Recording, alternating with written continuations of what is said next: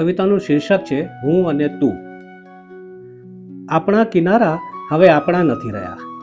આપણા વચ્ચે હવે એક સુકાઈ ગયેલી નદી વહે છે. વચ્ચે બચી ગયેલા થોડા કાદવમાં હજી પણ તડપી રહી છે આપણી માછલીઓ.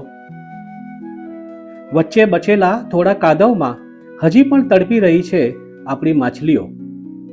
હું અને તું એકબીજાથી કેટલા ભિન્ન થઈ ગયા છે કે હવે હું પૂછતા પણ ડરું છું.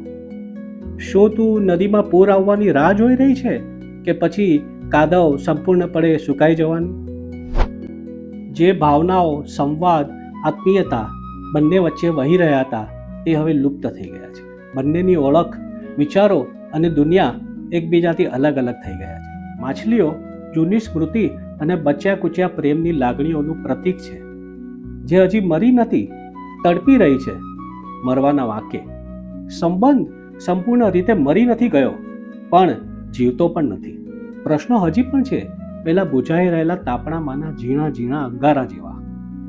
એ તાપણું જેણે જિંદગીની ગઈકાલ જેવી રાતે ધગધગીને આપણને હૂંફ આપી હતી.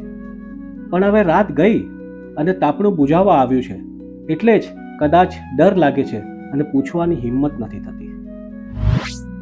હિન્દી કવિ નરેશ સક્સેનાની હમ તુમ કવિતાનો આ અનુવાદ અને ભાવાર્થ.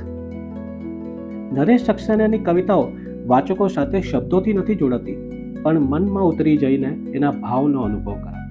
શબ્દો ઓછા છે, પણ ભાવોની પરત ઘણી બધી છે. અદ્ભુત કવિતા છે ને? કોફી?